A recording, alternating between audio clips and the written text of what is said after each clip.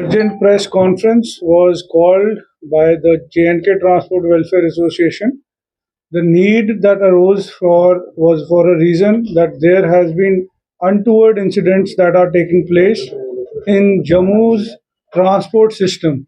And there is not just one incident that has taken place, there are 4 to 5 incidents that have taken place in our association with different groups.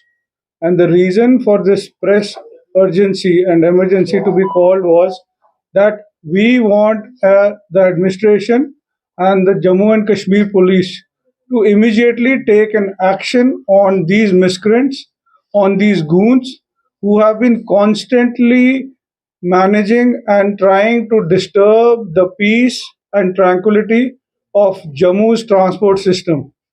We are humbly requesting the present government and the administration, they should take a thorough notice of our applications that have been filed in Jammu and Kashmir police of stations, and we want the concerned station house officers to look into those applications and make sure that these miscreants who are creating chaos in the normal functioning of our transport system to be checked and taken into consideration.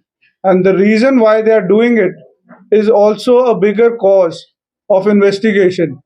A miscreant, a person who was dissolved by this particular J&K Transport Welfare Association, at his behest, all of this disturbance is being created.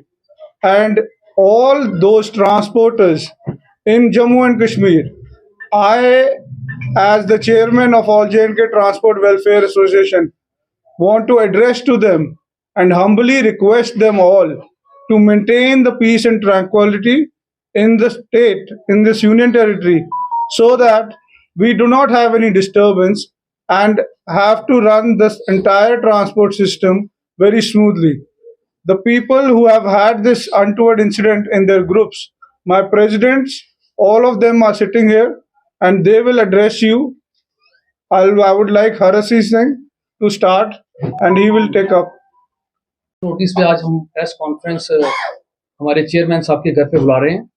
Basically आज का ये जो strong जो मुद्दा है आज का, basically वो उसका एक ही उद्देश्य है कि ये जो आप देख रहे हैं, हमारी पहले दिन से ही जो कन्वेंशन हुई थी वेयर हाउस में, जिसमें हज़ारों की तादाद में जम्मू कश्मीर से ट्रांसपोर्टर्स ने हिस्सा लिया और वो बड़ी स्ट्रॉन्ग कन्वेंशन थी। हिस्ट्री में मुझे लगता है पहली बार ऐसी कन्वेंशन थी ट्रांसपोर्टर्स की जो हमारे चेयरमैन साहब की क़यादत में बुलाई गई। उसको भी एब्रप्टली रोकने का कार्य किया गया और बड़ा कायराना कार्य था। उसमें कुछ शरारती लोगों ने आके उस कॉन्फ्रेंस को रोकने की कोशिश की, लेकिन हमने उसको पीसफुली जारी रखा।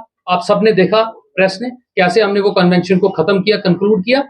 आज भी हमें कुछ हमारे ग्रुप्स के ऑफिस के या उनके रूट्स के ऊपर आज फिर कुछ लोगों ने जाके वहां पे हमारे कामकाज को रोकने की कोशिश की है, जो हमें सूचित किया गया है हमारे ट्रांसपोर्टर्स की वजह से।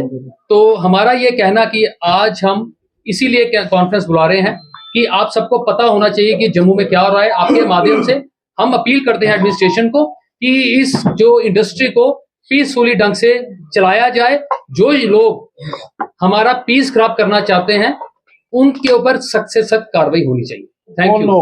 लोग आप सब जानते हैं, पिछले दिनों जैसे ही पूरे हाउस ने जिनको यहाँ पे उतारा और उसके ऊपर नए चेयरमैन साहब की नियुक्ति की, उन्हीं के साथी हैं कुछ 2, 4, 5 लोग, वही लोग ये मिलके पूरा जो पीस है उसको खराब करना चाहते हैं। इशू क्या है जो आज भी एपिसोड हुआ? ग्रुप्स के प्रधान साहब हैं, वो आपको बताएंगे। प्रेसिडेंट जनाब चीफ साहब, वो आपको बताएंगे। धन्यवाद मीडिया का, क्योंकि ये जो आज शॉर्ट नोटिस पे, क्योंकि ये टाइम आपने देखा 5:30, जब भी हम प्रेस वार्ता करते हैं अपने टाइमली करते हैं, मगर आज मैं कुछ चीज़ें सामने लाऊंगा क्योंकि मुझे लगता है कि जो हमारा सब्र है, कहीं कोई इम्तिहान हमारा ले रहा है कि वो सब्र कब इनका टूटेगा, कब जन सैलाब रोड पे आएगा, और सरकार को भी फिर हम बताएंगे। और खासकर क्योंकि इस आज तक आपने देखा ये जो आज मैं आपको, क्योंकि मीडिया को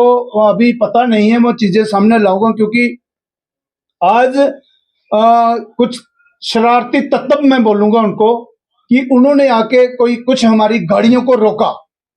आप देखिए, जब परसों जब हमारी एक वार्ता हुई थी, प्रेस वार्ता बड़ी, जिसमें हजारों की तादाद में ट्रांसपोर्टर थे, तो गवर्नमेंट को एक खासकर अपनी जो हमारी पुलिस है, हमने वो जो कोर्ट से हमें ऑर्डर्स जो स्टे हमें मिला था, तो उसमें स्टेटस को जैसे ग्रुप हमारे जो काम कर रहे हैं उसी ढंग से वो करेंगे। मगर आज उन्होंने वही 4 लोग आपने देखा, क्योंकि आज की आप कहीं देखिए जो वीडियोस में कुछ मीडिया ने कवर किया है, मीडिया ने, वही 4 लोग वहां हल्ला मचा रहे थे जब हमारी प्रेस वार्ता थी। वही 4 लोग आज गाड़ियों के आगे उन्होंने आके गाड़ियां खड़ी की। आप देखिए उनके पीछे कौन है और क्या एलजी साहब क्या चीज देखना चाहते हैं कि वो एलजी साहब का वो रोब जमा के पुलिस पे भी और सरकार पे भी कब तक बर्दाश्त करेगा ट्रांसपोर्टर? क्या ये चाहते हैं कि हम कल से कोई ऐसा कदम उठाएं कि लोगों को भी उस चीज का परेशानी का सामना करना पड़े? आज इसी माहौल में हमारी एक वार्ता, जो क्योंकि एसडीपीओ गांधीनगर ने हमें बुलाया गया, क्योंकि हम वो लोग हैं, हम ट्रांसपोर्टर हैं, ना कि कोई गुंडा तत्व लोग हैं।